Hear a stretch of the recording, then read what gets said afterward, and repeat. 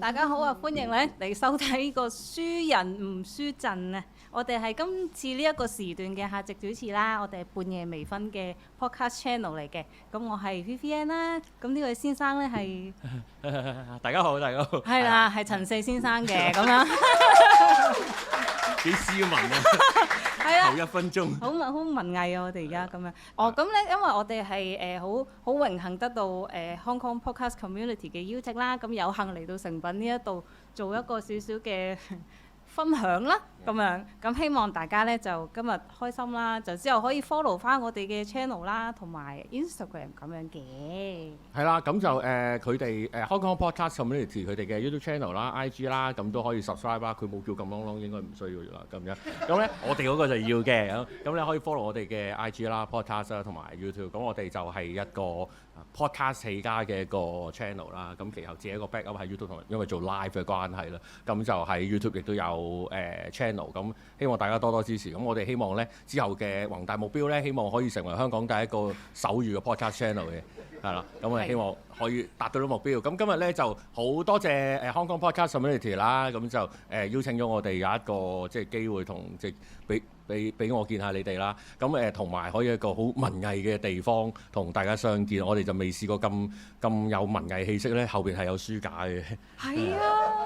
哇，好流細糧啊！突然間仲有 projector 咁樣啊，好勁啊！好威啊！咁平時我哋冇乜嘢啊嘛，係啊，就係咁啦。咁就高興見到大家啦，咁就可以同大家見下面，咁同埋咧就亦都係恭送。誠品書店咧就會搬啦嚇，咁就會離開呢個地方，咁我哋都恭送佢，同埋大家入嚟都見到啦，咁啊減價喎嚇，咁啊記得咧留港消費，多多買嘢支持香港嘅本土消費，咁咧去一陣買本旅遊書啊，跟住去旅行啦你，係啦，咁就每期都幾多嘢睇咁啦。好啦，就係咁樣，咁應該大家都會成日過下嚟啊，行下街啊咁樣，咁咧亦都好好啦，有個地方可以 pick 咗出嚟咧，就同大家有一啲嘅文化分享，講完自己都有啲尷尬啊嚇咁我哋都講下我哋 channel 講咩啦。咁我哋主要咧就係講下一啲嘅文化研究啊咁樣，好似講到好勁啊。跟住喺頭先其他 channel 就話我哋係講時事嘅，我哋都冇乜講㗎啦。我哋唔講時事㗎，我哋最憎呢啲嘢。我哋就係講文化嘅嘢咯。不過可能咧有啲咧就咁啱揾開嘅時候咧，即係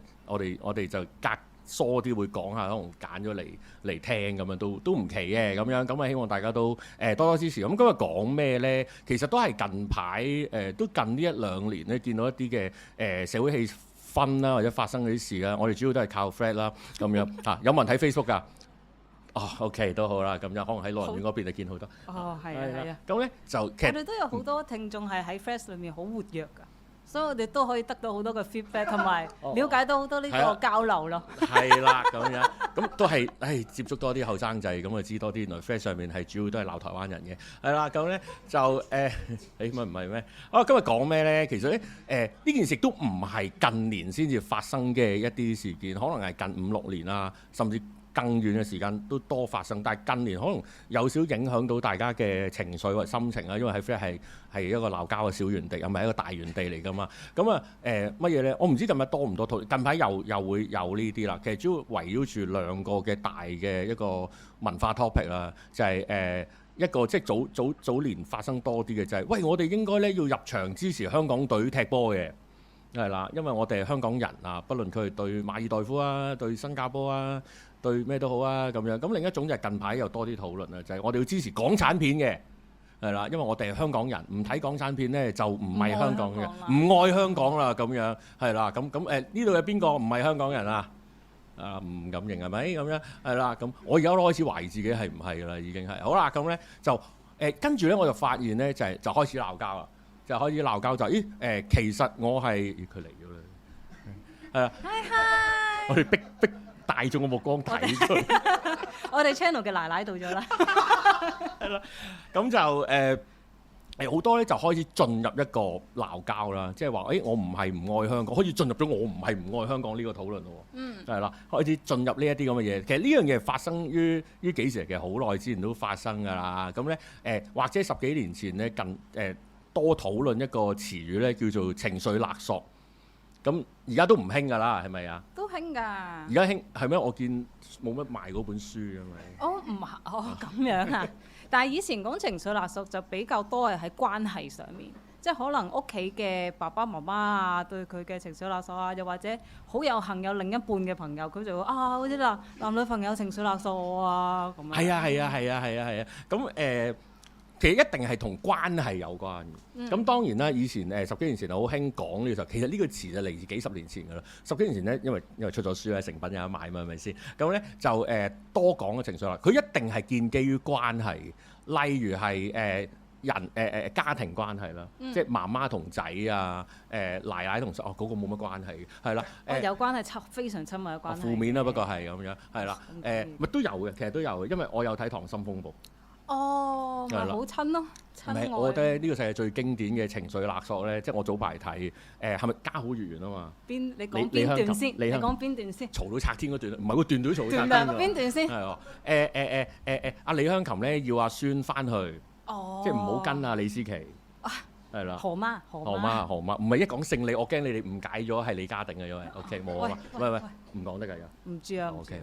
喂咗先。咁咧就咁大審查，咁咧跟住咧阿李香琴咧就話我唔食飯，即係當然冇咁低音啦，你理解呢樣嘢啦。我唔食飯啊，由得我餓死啦。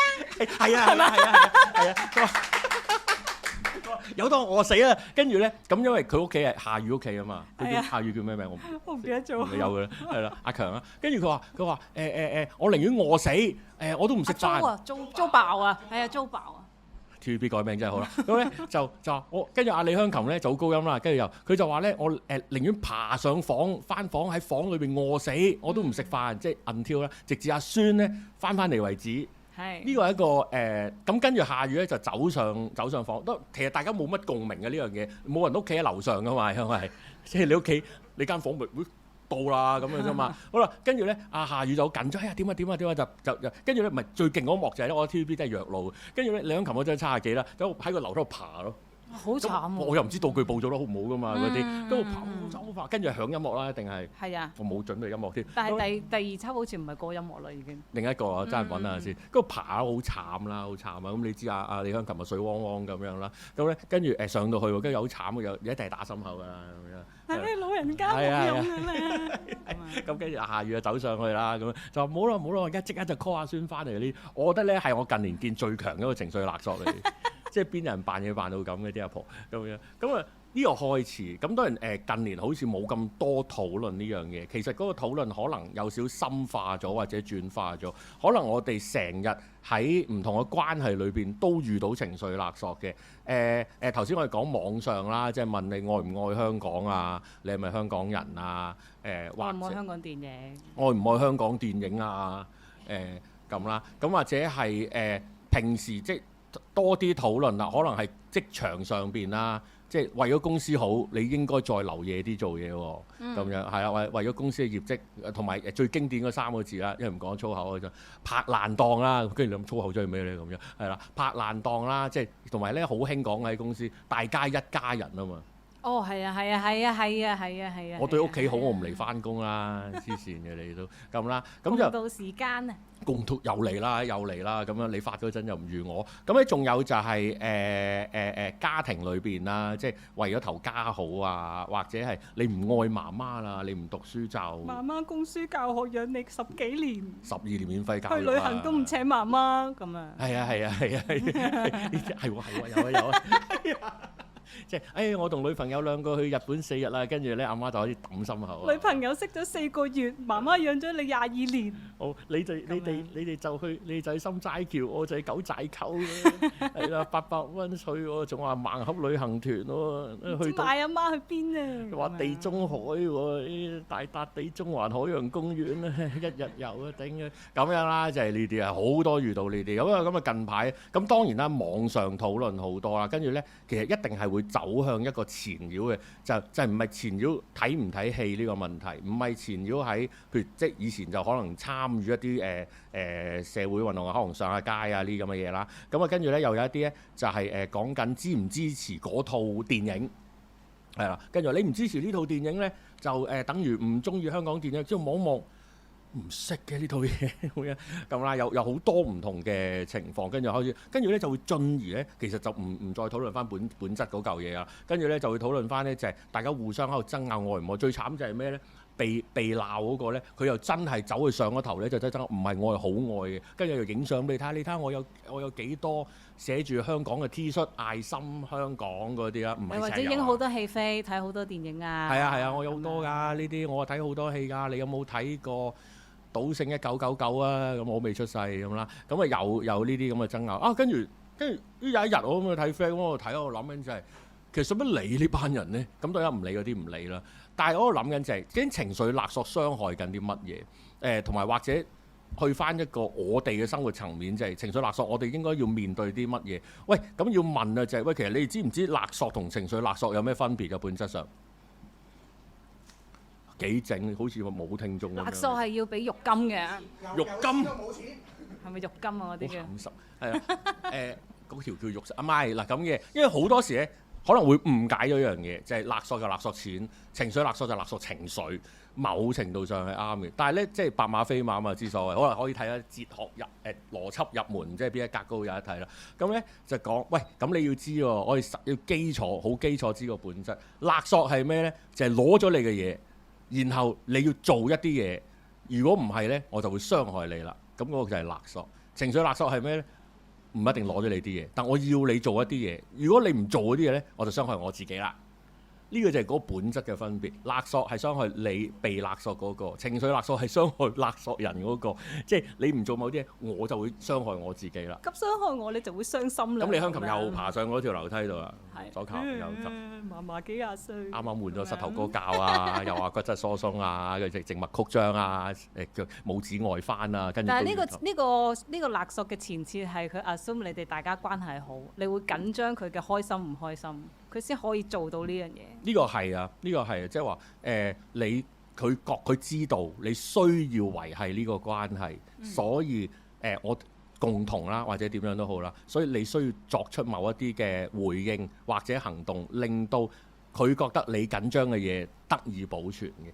咁但係嗰個問題就係，我哋好少好深入咁去問自己，究竟我哋緊唔緊張嗰樣嘢，或者嗰樣嘢對你嚟講係一樣乜嘢？即係所謂心理學入門咧，又喺轉彎嗰格啊嚇咁啊。動機咧有3個因素嘅，一個咧就係你得到啲乜嘢，嗰嚿嘢對你嚟講有幾緊要，同埋我幾容易可以得到，就係3樣嘢建構埋嚟嘅一樣嘢。咁你跟住先衍生你是否有一個動機咧去作出嗰樣嘢。好啦，但係情緒勒索個難嘅唔係嗰個，其實唔難嘅地方就係，我諗你可以唔係好緊張嗰樣嘢嘅。即係尤其是喺啲網路爭拗嗰啲咧，即係你話你愛唔愛香港啊？其實咧，跟住所以就係今日嗰個題目，點解我哋唔索性？如果遇到勒索，點解我哋不如撕票啦？既然受傷嗰個係你，我哋不如索性情緒撕票啦。即係如果李香琴唔食嘢嘅話，不如唔好食啦，係啦，或者反情緒勒索一齊唔食咁啊，唔好傷身嘅。係啊，我哋呢個係一個問自己嘅一個問題，即係話我哋遇到勒索嘅時候，情緒勒索嘅時候，我哋係咪有更多嘅選擇俾自己？當人哋問你係咪唔愛香港電影嘅時候，其實你哋係咪可以好勇敢地話係啊，吹啊，咁點啊咁樣？咁係咪可以呢？然後獲得自己嘅一絲嘅平靜，然後繼續睇 Aespa 咧？啱，咩叫 Aespa？都啱嘅，我覺得係非常啱嘅一個導向啊。或者 The Elephant 都係好好嘅，我覺得。IVE 都好好，IVE 都好好，係啊。無謂爭拗啦，呢啲係啦。我睇 Twins 嘅係啊，咁啦，即係呢個係今日想講嘅框架，就係話當遇到情緒勒索嘅時候，係咪應該撕票？呢樣嘢係問自己嘅，嗰樣嘢係一個個人主義嘅嘢，嗰樣嘢係面對自己，係咪可以放棄一啲嘅關係？個放棄關係唔係同佢斷絕母子關係啊，佢因為有遺產噶嘛，即係唔係要斷離一啲你嘅嘢，因為嗰樣嘢最後係你自己內化嘅一樣事件嚟㗎。你愛唔愛香港？你睇唔睇港產片？鍾唔鍾意香港足球？嗰個你唔使交代俾人睇㗎。係啦，即係你唔需要着住阿仙奴個波衫周圍走㗎，因為而家排第2啊嘛。即係冇唔一定要㗎，唔一定要㗎。你係可以有個阿仙奴球迷走咗嘅啫嘛。係啦，咁咧有好多時，我哋需要面對嘅係一個內化面對自己嘅一個情況。好啦，但另一個問題又可以出，唔係首先就係我哋頭先阿 Vivian 講一樣嘢，就係話，咦唔係喎，如果我重視嗰個關係嘅話，咁我應該點樣面對呢？當佢情緒勒索你嘅時候，其實如果真係重視嘅，你可以縱佢一次兩次嘅，即係你會擺咗你嘅 statement 出嚟，唔係唔珍惜呢段關係嘅，但係唔係所有要做晒 fulfill 晒你嘅要求，咁先係代表珍惜呢段關係。你可以試下嘗試同佢溝通嘅頭一兩次，咁但係有啲唔係噶嘛，有啲佢會得到咗呢個紅利，覺得哇次次呢個方法都係 work 喎，嗱一勒索你我就得到我想要嘅嘢。係啊，你提醒咗我想講係啦，今日尋晚未講完嘅嘢係啊。係啦，咁如果當佢哋學到呢樣嘢，純粹係想將你哋嘅關係勒索而方便咗自己嘅話，咁其實佢某程度上都放棄咗同你嘅關係。咁如果去到呢個位嘅話，你仲需唔需要啊？真係咁緊張佢嘅感受，定係有時可以褪開少少，等佢諗清楚先呢？咁樣某程度對係要粗暴一啲嘅，因為呢，我哋講緊被勒索係點啦，但係我哋又調轉一下講，情緒勒索人係一樣乜嘢？係一件太容易做嘅事啦，太疏乾啦，太輕鬆啦，同埋太容易獲得好處啊！呢個係當然嗰個唔係一個純粹情緒勒索啦，即係討論一個點樣喺心情上面同大家嘅一個交流啦，唔係我同你喎，係即係人哋嘅關係裏邊喎，就係咧而家會多討論嘅動作叫做賣慘啦，咁咧其實賣慘咧某程度咧係情緒勒索嘅其中一種，可以咁講係啦，即係情緒勒索嘅呢一個下邊呢個傘子下邊其中一嚿嘢就係賣慘。賣慘係咩咧？咁而都好興講，阿江仔講好多啦，係嘛？即係賣樓係啊，即係譬如有人覺得我做一樣嘢好辛苦嘅，所以你應該要支持我啦。譬如我整咖啡好辛苦嘅，棉乾碎濕嘅咁樣，所以你應該支持我啦。或者咧係咪又係講電影係啦？就係我斥資好多錢，我用咗好多時間捱更抵嘢去做，你應該支持我，或者你應該俾個機會呢套電影嚟去睇。唔係我會睇，我咪會睇，佢好睇我咪會睇。即係我哋可唔可以回歸翻去一個比較純粹啲嘅關係，就係佢好，所以我就會支持啦。例如成品係好好嘅，咁我哋就應該支持。我哋就好搏命啦，係啦。真嘅喎，你有冇見過咁大間公司喺度話我哋好慘啊，我哋交租啊，你好大啊咁樣。係咯，租咁大個地方交嘅租你估少啊？哇係咯，冷氣又貴，係咪？係咯，又不容易。跟住一本書幾多錢啦？100幾十。好平喎。係咯，將人生成個精華擺晒落去，先賣100幾十。仲係第2集啊！呢個已經係第2個人生啦，已經。唔係第2個人生。人生下。唔好咁樣話禪師，真係啊咁樣。聽唔到啊嘛，可能有翻譯佢講到。我冇亂譯俾佢聽啊，咁樣係啦。喂，我哋面對緊一個咁樣嘅對話嘅時候，做呢樣嘢，因為咧個問題咩？賣慘係個個都做，即係嗱聽好多嘅。而家應該唔興做一個行為啦，除咗上 Facebook 就係行年宵啦，即係行好多咧嗰啲學生。開鋪㗎嘛，即係賣頭個檔位係啦，係啦，即係佢哋學下賺第一桶金。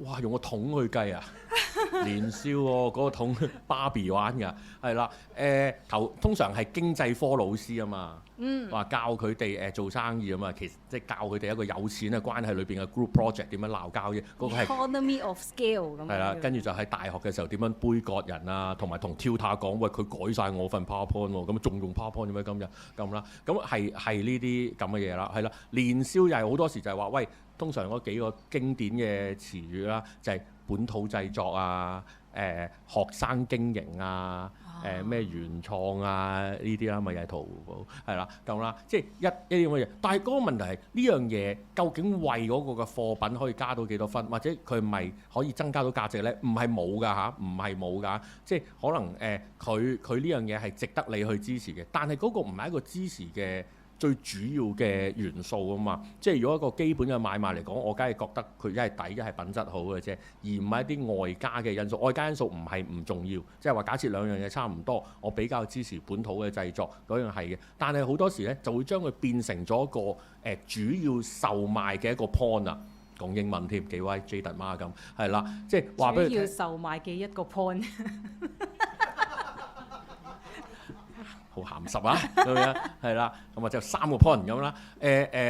變成即係由一個外加嘅因素變成個主要嘅因素。咁樣講好似型啲喎，咁樣。係啊係啊。即係本身冇嘢買咯。重疊咁樣。好勁咁樣3個 point 5個要點咁樣係啦，即係話你脫離咗你本身需要追求嗰個產品嘅美，但係你只係走去宣傳一啲你即係賣慘啦，又係嗰句啦。情感上嘅係啊，咁情緒價值唔係咁賣噶嘛。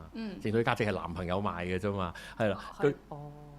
係嘅，係啦，即係你唔係淨係一個單純喺度宣傳緊話我呢樣嘢值得你支持，係因為用你嘅情緒去付出你嘅金錢啊嘛，因為錢就係錢啊嘛，大佬係啦，呢個就係好多時發生。但係個問題係咩呢？就係呢樣嘢點解咁多人做？點解會咁多人賣慘？咁多人話自己好辛苦？咁多人講一啲可能係不着邊際嘅嘢，希望你 buy 嗰樣，又係講英文啦，即係去認同或者去彌補嗰件作品本身唔夠好嘅地方，唔夠好，sorry，係補出，係啦，未盡善盡美，即係唔好啦嘅嘢咁點解會咁多人咁做呢？一個原因好容易，太方便啦，太容易去講出呢啲理由啦。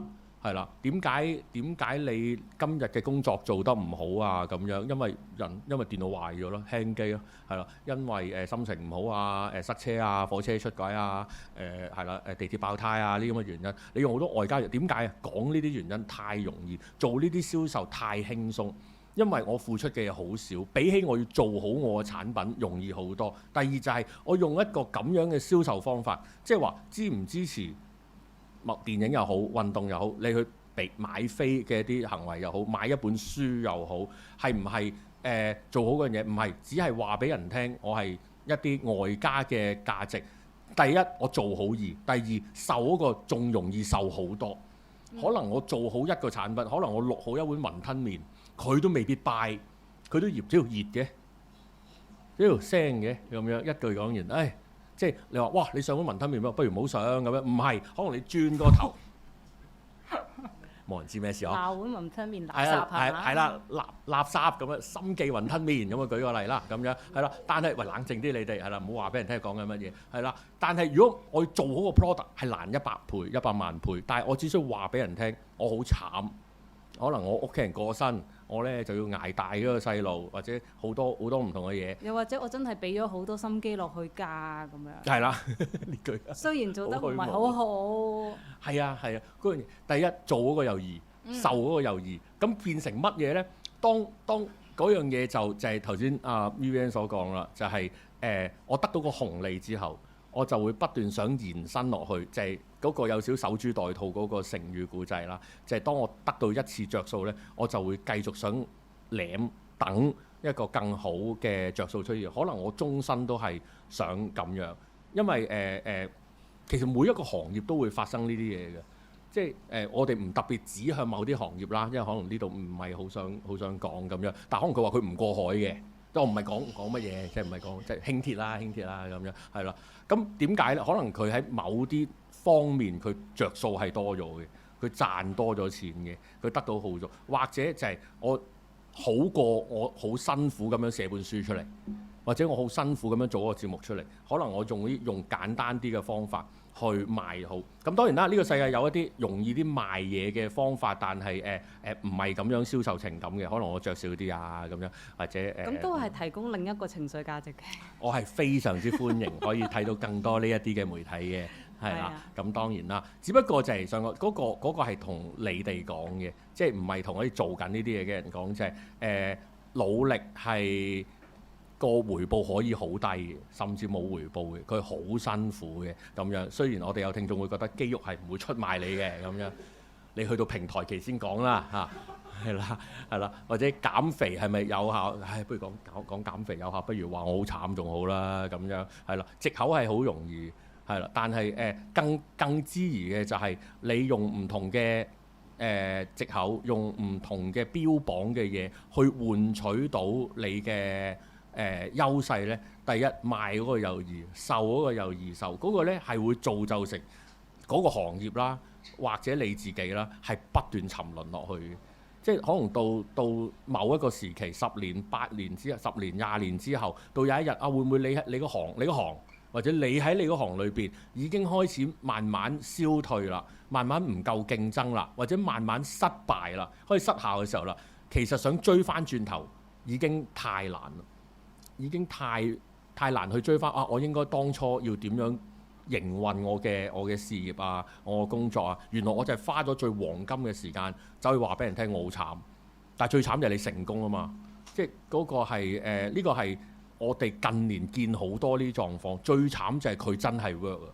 我覺得呢個係最對於我哋咁努力嘅人嚟講最可悲。跟住你真係噏頭，我都係努力嘅人嚟嘅咁樣，你估啊係啦咁啦，大家因為咧我都會。即係嗰個係好慘嘅，大家都好容易跌入一個不如我輕鬆啲，不如我揾啲藉口俾自己，不如我唔努力，不如我用啲捷徑啲嘅方法，唔係唔得，因為 work smart 係緊要過 work hard。但係最慘就係你個 smart 去到個地步就係你失去埋你自己，你連你自己最本質叻嗰樣嘢都冇咗。咁然後你可能到最後你就淨係得返勒索人，咁就係唔奇嘅。同埋第二樣係因為勒索得太多次嘅話咧，其實會順咗嘅。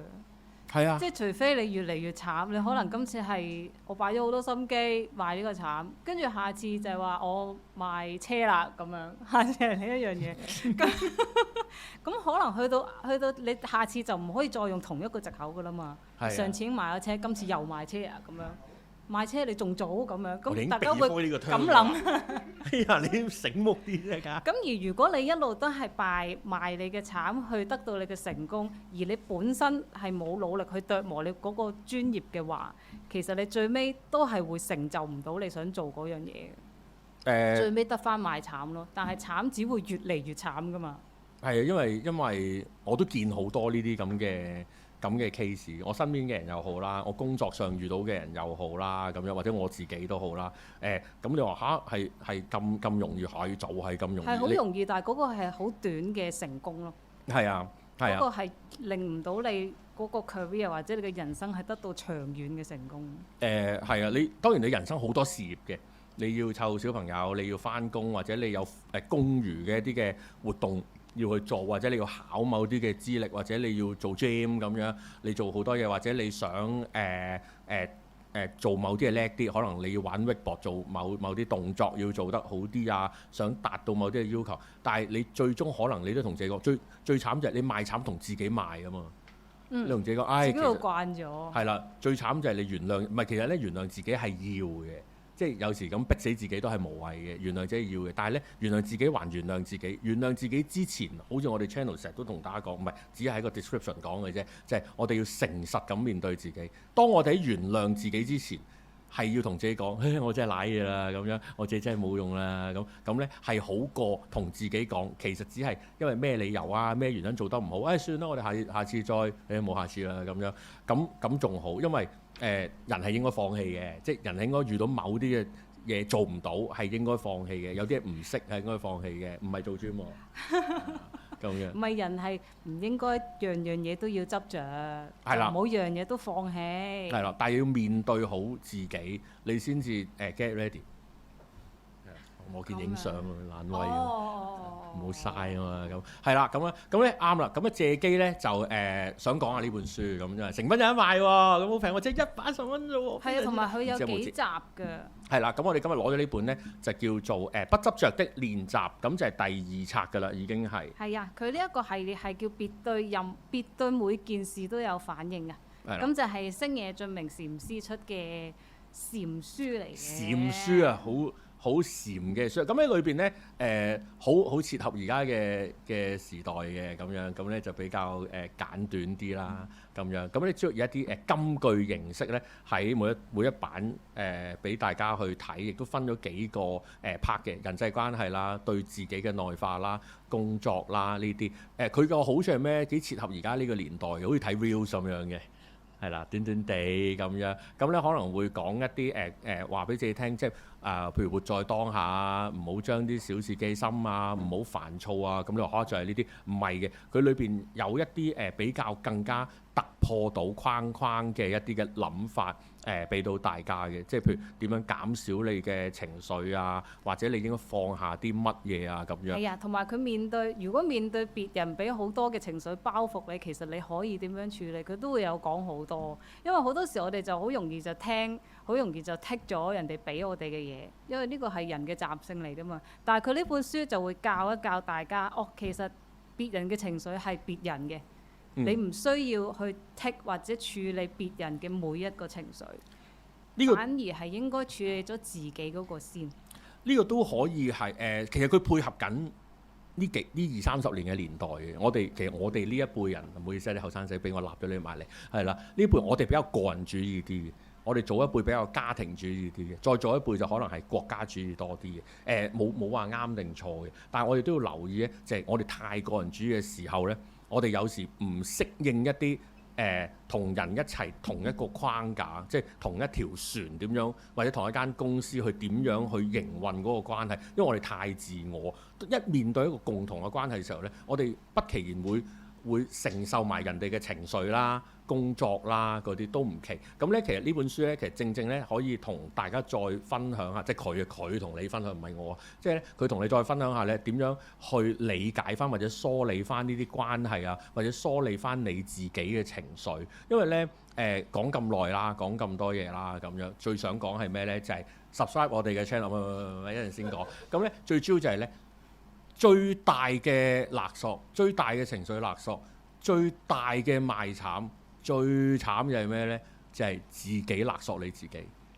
呢個係一定比你奶奶係冇講呢咁嘅嘢，一定係比外間人更加嚴重，同埋更加難以去突破嘅位。因為你好多時就係俾自己既有嘅價值觀，譬如你覺得老細講嘅一定要聽嘅，我相信冇人認同呢樣嘢啦，係啦，或者係長輩一定要點啊，或者大家一家人應該要點啊，但好多時嗰樣嘢邊個同你講呢？係你自己同自己講，嗰個係對自己即係勒索又好，賣慘又。永遠自己對住自己先係最大嘅敵人，嗰個先令你最難去突破呢樣嘢。咁當然呢本書我覺得俾大家參考又好啦，每日攣少少當 reels 睇又好啦咁樣。不過另一樣咧都有個有樣都唔係困難嘅，而係咧都要睇下你自己係點樣處理你自己。因為譬如佢即係禪師一定講噶啦，活在當下，個個都識講噶啦。呢個世界有乜嘢唔係活在當下同埋 you only live once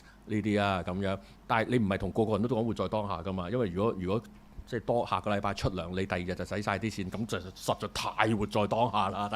大家都要顧下咁啦。咁當然呢個係就翻自己嘅狀況咁樣。咁當然啦，有困難。呢個世界唔係話一本書就解決到你人生嘅，因為佢係第二輯嚟嘅。係啊，佢好似一共有4本。係啦，咁咧可能你買晒4本咧，可能解決你人生會多4倍嘅。因為呢個禪師嘅精華嚟嘅喎，人哋修練咗咁多年先至得出呢啲嘢。做好多健身先修練。然後將佢提煉咗成簡短嘅字，方便大家閱讀。因為佢唔係嗰啲我要睇第一版我就即刻睇到尾嗰啲書。我覺得佢會反而係適合你可能有啲心煩嘅事，揭一揭望一望跟住然後再諗下應該可唔可以做到呢？我點樣可以跟佢呢個方法去做呢？咁樣啱啱片咗。譬如我揭呢個小事別放在心上咁樣。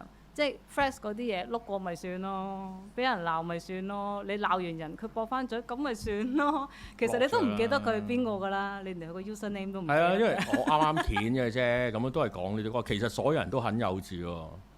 初級大人啊嘛，而家好興。禪師有玩 flat 喎，睇你好緊貼潮流嘅。你知啊，禪師好多時好長氣噶嘛，寫到咁短都不容易噶啦，你明白咁樣。係啊，我覺得佢讀起上嚟係容易嘅，同埋讀完你再諗一諗係會令到有好多得着嘅一本書。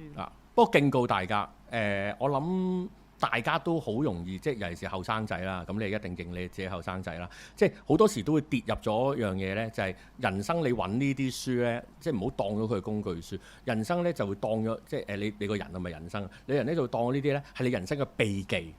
即係你覺得呢個3兩條橋咧，你就可以改變到你。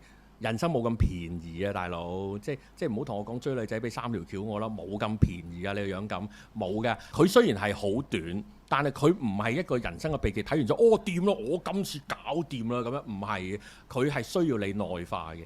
佢裏邊嘅你係要，即係佢好短，佢每一個篇章就係得咁多嘅啫咁樣。但係你係需要思考好多。佢好短啫，但係其實你係要想，我想你哋諗辦法參透阿禪師佢點樣去得到呢個結論出嚟，嗰個過程先至係有價值。但係佢冇寫喺度，因為再寫佢就唔賣㗎啦呢本書，係啦。但係你唔好淨係將佢呢個結論變成你人生嘅秘技，冇乜咁多秘技嘅，黐線咩？你係需要內化，你需要知道嗰個過程係點，你先得到你更好嘅人生。係咪講到好成品啊？今次件事都係㗎，切合翻我哋平時 channel 咁樣咯，都係咁。啱啦，咁啦，咁啊時間就差唔多啦，咁樣，因為留俾下一 part 咧，就我哋好想聽啊。好勁啊！儀式咁要孤獨美學啊。係啊，我就係孤獨嘅咁樣啦。咁我哋一陣要交俾下一位，咁仲有啲時間。咁咧就都係講我哋啦，咁樣，因為仲有少時間，我又見有啲陌生人行過嚟，又記得買書喎你啊嚇，好多謝成啦。咁咧再一次咧就多謝Hong Kong Podcast Community 啦，佢哋有 YouTube Channel 啦、IG 啦，記得瘋狂 follow 啦，開多啲假 account 去，唔好講呢啲啦，係啦，去 follow 佢哋啦，subscribe啦。我哋係半夜微醺啦 ，Drunkirk DRUNKIRK 嘅，自己唔記得啦，咁係啦，咁咧去 follow 啦，去撳心心啦，撳 like 啦，俾錢啦，做會員啦，交流下啦，聽節目啦，傾下啦，我哋平時都講埋啲嘢，都係好有靈性，好有修養，比較係啦，我哋本土製作嘅，我哋好慘嘅，係啦，我哋犧牲好多私人嘅時間嚇，唔理我哋嘅屋企，我哋去做，我哋好可憐嘅嚇，我哋學生嚟嘅，之前係喺做嘢之前係學生嚟嘅，咁希望大家多啲支持香港，愛香港嘅睇半夜微醺。我就揾本書講關於報應嘅先。